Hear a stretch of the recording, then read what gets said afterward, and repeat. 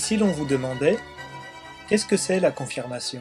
Votre confirmation, c'est votre Pentecôte personnelle. La confirmation, c'est un sacrement très important parce qu'on reçoit l'Esprit Saint. La confirmation, c'est laisser l'œuvre de Dieu s'accomplir en nous. C'est un renouvellement de foi en fait. C'est pas d'abord la validation d'un bon parcours. Nos parents ont choisi un chemin pour nous, qui est celui du baptême. On a fait une première confirmation par la communion, dans le sens où on a confirmé le choix qu'on était chrétien, qu'on voulait transmettre la parole. Et la confirmation, c'est vraiment une mission qui nous a été donnée en fait, où maintenant on prend nos responsabilités, on n'est plus sur tutelle de nos parents et c'est à nous d'y aller. Je peux donner les éléments de catéchisme, de dire que c'est nous recevons en plénitude l'Esprit du Seigneur, l'Esprit de Dieu, que nous avons déjà reçu au baptême, mais que nous recevons en plénitude. On dit que la confirmation fait de nous des adultes dans la foi. C'est un sacrement qui nous réunit,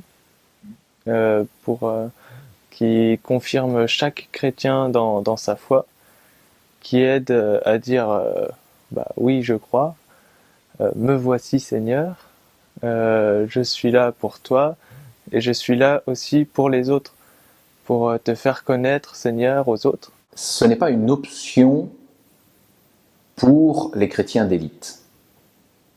La confirmation, c'est nécessaire pour tout chrétien. J'ai dans la tête le passage de l'Évangile où l'Esprit Saint descend sur les apôtres sous forme de langue de feu, où les disciples parlent toutes les langues et ça rassemble tous les chrétiens et tous les futurs chrétiens. À la Pentecôte, les apôtres, ça c'est intéressant. Ils ont tout. Voilà, ils ont le catéchisme de l'Église catholique, si vous voulez, sous le bras. Et après, on en fait quoi? Parce que la foi, c'est pas seulement une connaissance, c'est même pas seulement la connaissance du Christ, c'est une vie. Et c'est la vie du Christ. Et le Christ leur a dit, moi je vais vous la donner, cette vie, je vais vous envoyer mon esprit. Mon esprit qui vivifie, mon esprit qui fait vivre. La cérémonie, c'était assez beau parce que chacun disait, moi voici, chacun à son tour, et c'était un choix personnel qui était fait. Et on se levait dans l'assemblée des chrétiens pour confirmer notre foi, et je trouvais ce geste très beau. J'ai ressenti quelque chose, d'autant plus qu'il y avait aussi la famille, mon grand-père, c'était quelque chose qu'on a vécu à la fois en groupe et personnellement, donc c'était un moment assez fort. Et c'est réunis en église pour prier, dans la confiance, donc dans la foi, dans la confiance de cette force que le Seigneur allait leur envoyer, de cet esprit que le Seigneur a envoyé, qu'ils ont donc reçu l'Esprit Saint, première confirmation. J'ai été confirmé ce mois-ci, et je pense que c'était important d'avoir 2 ans de préparation, parce qu'il y a 2 ans, je n'étais pas prêt.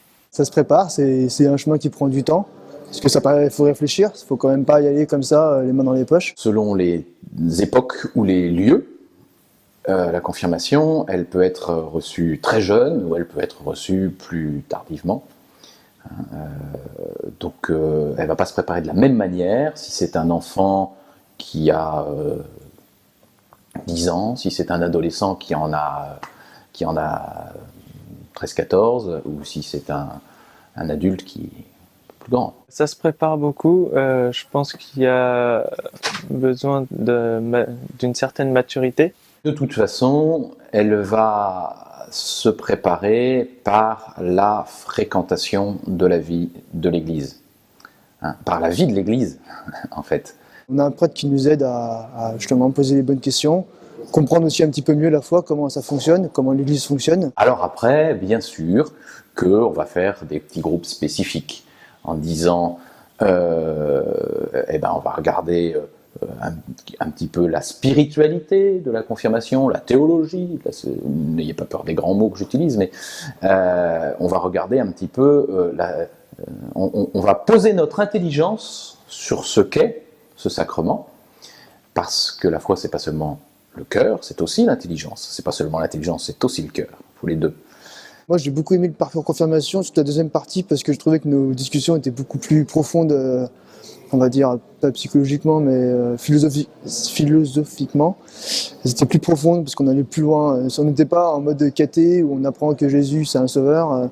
Là, on allait plus loin, vraiment, on allait chercher au fond de nous en fait ce que c'était pour nous. Oui, ça va nous bouger, oui, ça va nous donner une audace, certainement. En fait, dans la mesure où on utilise, dans la mesure où on laisse souffler l'esprit. Ça m'a fait progresser dans ma foi et donc je pense dans ma vie. Est-ce que ça m'a donné des forces tout de suite? Non, je n'ai pas eu l'impression de ça tout de suite. C'est pas toujours une force, même intérieure, qu'on va sentir. Parfois, oui. Mais maintenant, ouais, de plus en plus, ouais, ça commence à venir un petit peu. Peut-être qu'il faut du temps aussi par rapport à ça. Et on ne reçoit pas seulement une force. Hein, on reçoit le conseil, l'intelligence, la sagesse, la science, la force, la crainte et la piété. On reçoit tout ça. Je pense que la confirmation, c'est aussi un point de départ pour donner aux autres l'envie de faire leur confirmation. Je pense à ceux de mon âge ou à ceux qui ne sont pas encore chrétiens à faire des sacrements. Même le baptême, c'est déjà un grand pas, un très grand pas pour des copains non chrétiens de mon âge. Oui, la confirmation, c'est un début. Si nous recevons une grâce, c'est pour l'utiliser. Cette force, elle va nous surprendre parce qu'en fait, il ne s'agit pas de décupler nos forces, il s'agit d'utiliser celles de Dieu.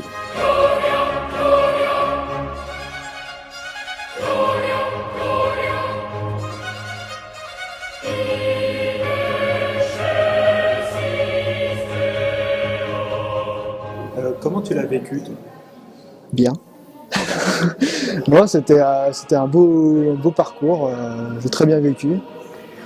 Et en plus que je fais ça avec mon meilleur ami, donc c'était vraiment très bien.